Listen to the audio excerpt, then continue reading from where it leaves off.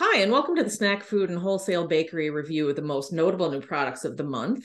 I'm Jenny Spinner, Chief Editor. And I'm Liz Parker, Senior Editor. Hello. Last time we gathered, we talked about product launches from all of 2022. This time, we're going to share our thoughts on products from January 2023. These aren't necessarily the items that we as consumers would be keen to put in our carts at the market, but ones that we as people that write about the snack business found innovative or unusual or aligned with current trends. Let's just jump into it. Liz, why don't you start us off? Sure. The first product we have is Krispy Kreme launching Biscoff donuts in the US. Whenever I think of Biscoff, I think of Delta. They usually have those little Yeah. cookies they hand out on the plane. So I think this will do well because Krispy Kreme, first off, Krispy Kreme stuffed donuts usually do well. Everyone knows they're delicious. And people are familiar with the Biscoff brand now in the US, more so than in previous years, I think. So I think it'll do well. Yeah, I am a big fan of the little cookies on airplanes. For some reason, it feels more it flying still feels like a luxury to me, and I associate those cookies with a luxury. So when I eat them, I associate it with I like air travel. I might be weird on that. Not everybody does, but cookies Do. make me think of being on an airplane and adventure and things like that. So maybe this might evoke, or it might just be delicious and people will be into that. Yep. Either way, it should do well. My first product is fully charged churro donut drops. Churro is a flavor that is gaining in snack and bakery. You see, it's basically cinnamon sugar, but with a little bit of a Mexican flair. You're seeing it in things like cinnamon toast crunches, churro variant, lack of a better word, and snack chips, twists. This is a little bit different because it's churro flavor in a better for you snack. It avoids all the major allergens, and yeah, it's got the indulgent flavor of a churro, but with less of the sugar, the gluten, and all that other stuff. So it'll be interesting to see if that connects with people. So this is, I believe it's their first ever granola RX bar. People probably know you see them at the grocery store. I know Fresh Time and Whole Foods carries Yeah. them. So you see them, and what's interesting about RX bar, you see the bar, and it literally has the ingredients on the front, so you can see Mhm. exactly what's in it. So this is the first time they're branching out into granola, and what's interesting about it, they're making it kind of exclusive in a weird way. So they will only release one flavor per year. So it's almost like a limited time offer type of deal. Yeah, I found the timed rollout really interesting, but I always think it's interesting when a brand that is known for one thing, like RX is known for their clean, simple, and short ingredient list bars, and now they're going into granola, which is it's a good compliment. It's not left field.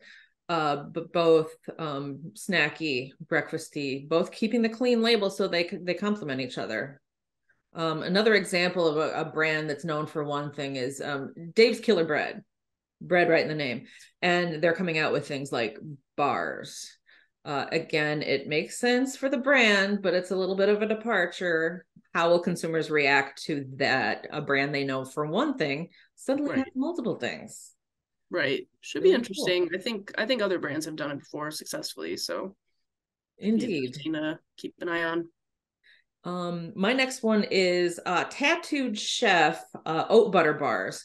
Tattooed Chef is a brand that I've seen in different markets, Target for sure, and I think I'm in Chicago, so I get Jewel as our big grocery store chain. I think I've seen it in both. They're known for a line of vegetarian single serve meals.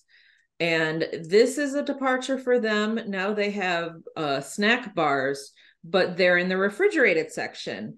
And this isn't a totally new thing, but it's growing bigger and bigger. On my morning walks, I stop at the market, and I took a look at this because I knew we were going to be talking about Tattooed Chef's bars. And that brand is not on the refrigerated shelf in the store, but there's a lot. There's like a dozen different brands of refrigerated snack and breakfast bars, and it feels premium.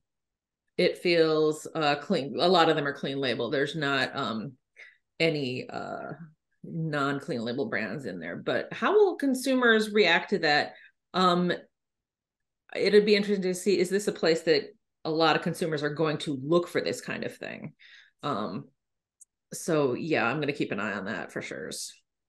That's interesting that you called it like a premium experience. I think so, because I think if you're a consumer and you see a bar in the refrigerated case, you might be like, oh, that's kind of interesting, must be clean label, like let's check this out. I think Perfect Bar is another example of that. They sent me Indeed. samples, so I just kept it in my fridge for a while until I tried it. But yeah, that was an interesting combo. Next up we have Chex Mix. So everyone knows Chex Mix for their signature snack mixes, but the big deal about this is that they're adding bagel chips back to it. I guess it was gone for a while, and they're smart because they collaborated with Sir Mix-a-Lot on a song. I saw that ad It was during the basically Grammys. just his old song that everyone knows, and they changed it. And they also collaborated with influencers. So what's funny is there's a girl I follow on Instagram, and I want to say her name is Christy Allen, and her username is like CSA Punch. And I didn't connect the Oh dots. yeah, I didn't connect the dots that she was the one in the commercial until I saw her posting about it on Instagram, and she has millions of followers. So that's smart, in my opinion, that they kind of enlisted Instagram influencers, and she was all excited. I think they aired it during some game or something, and she posted about it and stuff like that. Like genuine excitement for a brand, it goes a long way, I think. Yeah, I am I'm Gen X, so Sir Mix-a-Lot is kind of like in my wheelhouse. And like CSA Punch, I am a big fan of hip hop. So nostalgia and a musical genre that resonates with me as a consumer. Um, and it makes sense because Baby Got Back, the bagel chips are back. It's Yep. pretty genius. Um, my next product is Sugar Bowl Bakery's mango cakes. Um, Sugar Bowl is they've got a really interesting company story. We're looking at profiling them in a future issue. So more on that later. Stay tuned. But they are known for prepackaged bakery goods in the perimeter, and more like traditional, like mainstream US things, products like brownies, brownie bites, things that mainstream consumers are used to. But Sugar Bowl is a brand that is founded by a group of brothers that emigrated from Vietnam.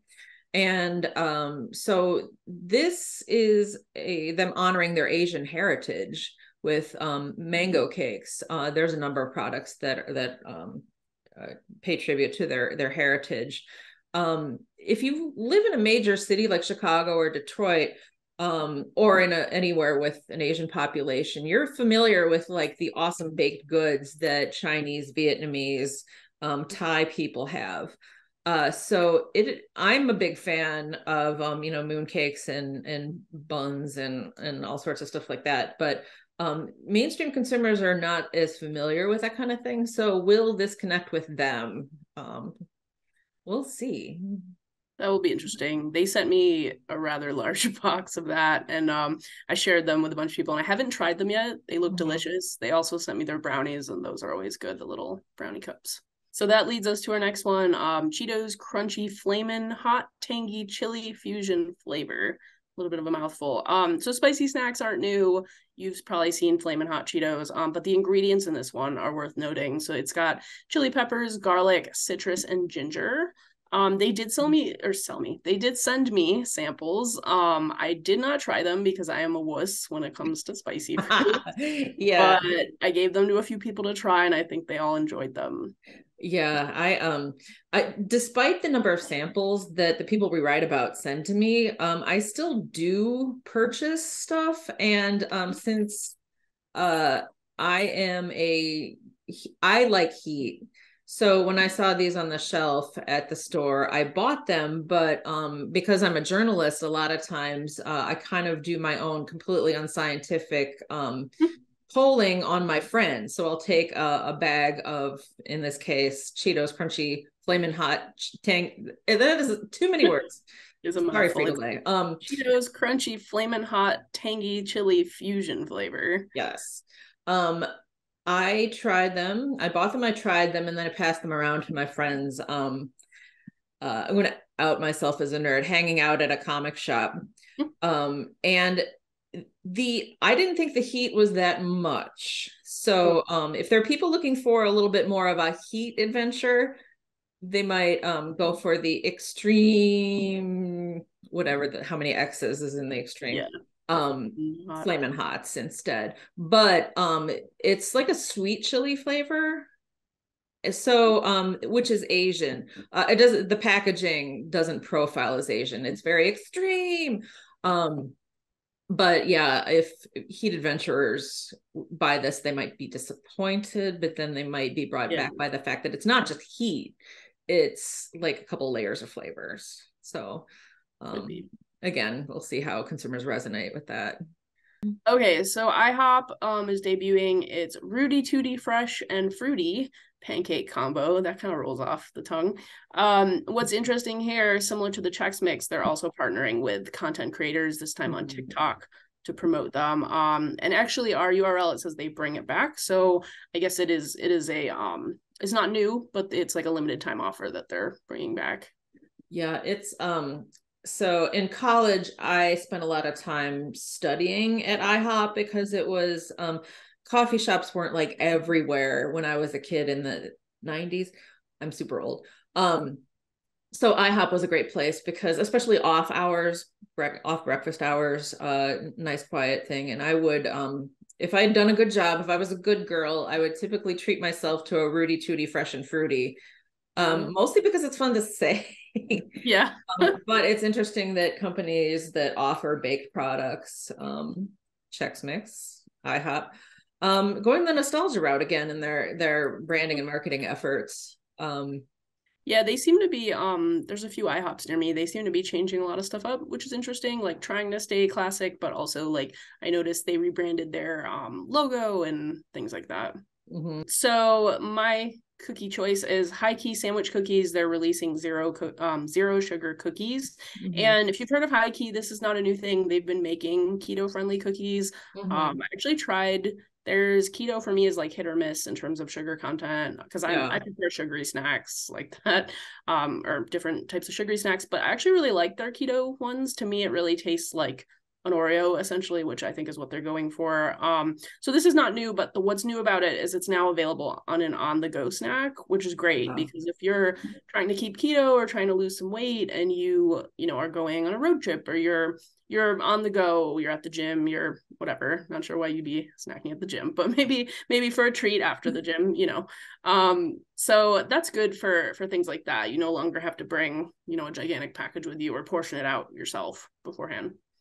Yeah, I was just talking to somebody from Mondelez, not to preview the last product, but I'm a consumer who's a fan of Oreos, but I am a fan of the grab and go section or the convenience store.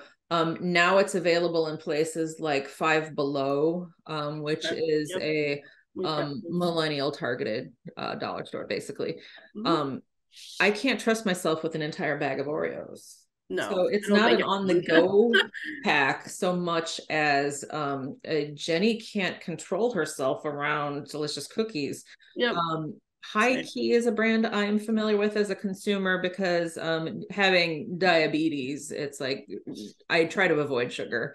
And when I'm faced with a product that is zero sugar, I'm intrigued. A lot of times keto on the label it used to make me leery because especially baked goods, I think a lot of brands are in the early days struggled to get the right sweetener, the right mouth feel with the actual the meat of the baked good. But brands like High Key have really like hit their stride. So keto on the label is no longer an avoidance word for a lot of people. And the single pack indeed is a good thing for people who are just like have a sweet tooth and just go nuts on multi-packs. So The last thing I wanted to talk about is the Oreo Most Oreo, which I keep talking about how old I am today. When I was a child, Oreos did not have such a billboard on the cookie shelf. It was Oreo and double stuff, and there were no flavors, there were no other sizes, there weren't thins, there weren't minis. And in the 80s, the mid 80s, they came out with the Oreo Big Stuff, which was this hockey puck sized Oreo. And it was fun because it was just like, isn't this funny? It looks just like somebody took an Oreo and embiggened it. Right. And they did come in multi-packs, but they were heavily C-store. So you'd get one and that was it. They phased those out after a pretty short time, but after that, Oreo just exploded with, thins, minis, peanut butter, personal favorite is the dark chocolate, just tons of them. And a recent introduction, I only just saw it on shelves this week in Chicago. So if you watch the Super Bowl, we're recording this before the Super Bowl, you'll see the commercial that Liz wrote about Martha Stewart talking about how it's an Oreo stuffed with stuff. Yeah. And it's got a lot of stuff. I had a friend scientifically figure out the amount of stuff in Oreo. So a traditional Oreo is one stuff unit. A double stuff is, not to tell tales on Mondelez, but a double stuff is really 1.5 stuffs. And then mega is 2 stuff units. I have not scientifically measured the amount of stuff in the most Oreo myself, but maybe I'll get bored this weekend and pull out my food scale and do that. I would love to try this one. I haven't seen it on shelves yet here in the Detroit area, but I also haven't really been out and about lately. But what's interesting is I posted about it on LinkedIn. I said sounds very meta because they stuffed it with Oreo. Like they stuffed it with themselves. It's not just cream. It's like cream and Oreo pieces, I think. Yeah. So I'm like, this sounds amazing and I would like to try it as a consumer. It is funny. I found out recently, Liz specializes in candy, as a lot of you probably know. I'm more on the baked goods side, but I recently learned that Kit Kats are made out of Kit Kats. Oh. The inner layers of Kit Kats are made out of, I would presume, probably factory, if the wafers inside break. You can't use them but kind of upcycling in a way, your own product. Yeah. Collect all the broken Kit Kats, smush them up, and they make a really good binding for the layers of the. That's pretty fun. I think we're just about out of time, so yeah, we're looking forward to coming back again, telling you all about the February products. Yep, make sure to tune in next month for that video.